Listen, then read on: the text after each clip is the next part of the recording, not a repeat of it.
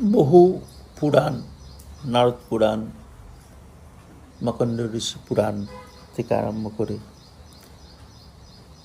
দেবী পুরাণ, ভাগবত পুরাণ, এগুলো সব থেকে দেখা গেছে যে এই সব পুরাণে ঋষিরা যে পথ দেখিয়েছে সেই পথে আমাদের জীবনের সার্থকতা আছে।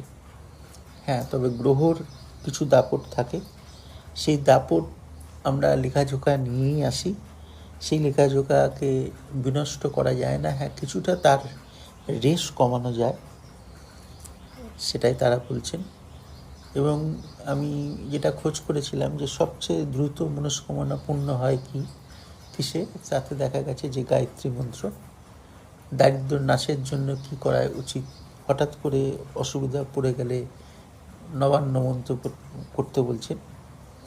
কিন্তু আমাদের 1,25,000 যে জপ করা উচিত পুরস্চরণ, সেটা যেহেতু আমরা করি না, সেই জন্য আমরা ডাইরেক্ট যজ্ঞ করলে সঙ্গে সঙ্গে ফল পাবো না।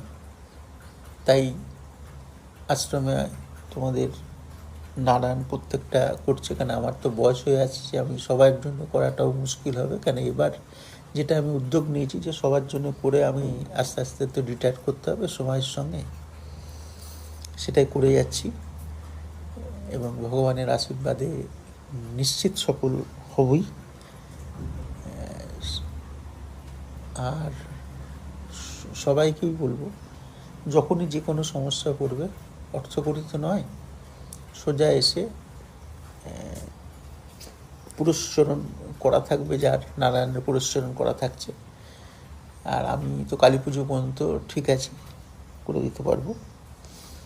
এসে যেরকম চায়নার সঙ্গে যখন যুদ্ধ হয়েছিল, সেই যুদ্ধের সময় ইন্দিরা গান্ধীকে যজমান করেছিলেন, বসেছিলেন ইন্দিরা গান্ধী, হরিদ্বারের এক গুরুজি, তিনি যজ্ঞ করেছিলেন এবং যজ্ঞের পরে তিনি বলে দিয়েছিলেন যে এর ফল কিন্তু এত মিনিটে যুদ্ধ থেমে যাবে। সত্যি যুদ্ধ থেমে গেছে।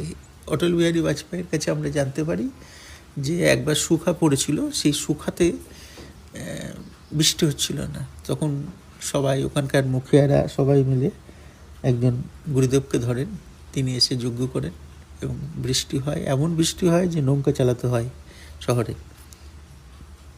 তা জপ, ধ্যান, পুজো থেকেও সবচেয়ে দ্রুত ফলদায়ক হচ্ছে হবন, যজ্ঞ। তো যজ্ঞটা শুধু শিখলে হবে না, যজ্ঞটায় মধ্যে পুরস্চরণ না থাকলে সেই যজ্ঞর ফল আসে না। এই পুরস্চরণটা সবাই যদি একটু করা সম্ভব হবে না, কিন্তু কালী পুজো পর্যন্ত তো আমি আশ্রমে নিশ্চয়ই সবার সঙ্গে দেখা টাকা করবো, তারপর তো আমি বরাবরের জন্য হরিদ্বারে থেকে যাব। আর সবাইকে বলবো যে সন্তানের ক্ষেত্রে বিশেষ করে নাম শুধু রাখলে হবে না, নাম প্রতিষ্ঠার জন্য যজ্ঞ, হবন, পুজো করা খুব দরকার, যাতে সন্তান ভালো জায়গায় চলে যায়, ভালোভাবে প্রতিষ্ঠিত হয়ে যায়। আমরা ঘরে একটা মূর্তি আনলে তাকেও প্রতিষ্ঠা করি, তার স্থান দিই, ঠিক সেরকমভাবে এটা কিন্তু খুব প্রয়োজনীয়তা আছে। আর পুরস্চরণ মানে 1,25,000 জপ করতেই হবে, করে যজ্ঞ করলে, কেন জপের অগ্নিতে, জপের ঘিতে যজ্ঞের অগ্নি জ্বলে, এটা মনে রাখতে হবে।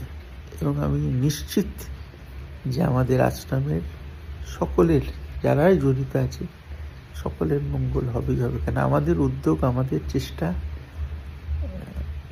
নষ্ট হবে না। যে যেরকম কৃত্য করে তার তেমন ফল পড়ে। সবাই যে এত বিশ্বাস করে, এত ভালোবাসে যে হ্যাঁ বাবা যেন এটা করে দেয়, এর থেকে বড় পাওয়া দাদুগুরুর কাছে আর কি আমার হতে পারে। সত্যিই তোমরা দেবদেবী তুল্য, আর কেউ হতাশ হবে না। সময়ের জন্য অপেক্ষা করতে হবে, সময়ের আগে যাতে দ্রুত হয়ে যায় তার জন্যই আমাদের এই যজ্ঞ, হবন, এগুলো প্রয়াস। আর সাংসারিক জীবনে চলতে গেলে অর্থকে সঞ্চয় করো, ঈশ্বরের কাজে কিছু লাগাও, সাংসারিক সমাজটার দিকে যাতে কোনো কষ্ট না হয়, তখনই ঈশ্বরের কাজে লাগাও। নিজেকে ভালো রাখতে হবে, আর যত স্বেচ্ছায় জীবনযাপন হবে, যে সব আমি ভগবানের থেকে চেয়ে নেব, তত জীবন সুন্দর হবে। কারো ওপর অপেক্ষা নেই যে অমুক রাজনেতা করে দেবে, অমুক দাদা করে দেবে, অমুক দিদি করে দেবে, না, আমার দরকার নেই। আমার ভগবানের ওপর কেউ আছে নাকি? বাবা মা যে ভালোবাসে সন্তানকে, সেই ভালোবাসা কি অন্য কেউ বাঁচতে পারে? ধর্ম হচ্ছে একা চলার রাস্তা। সকলের জয় হোক।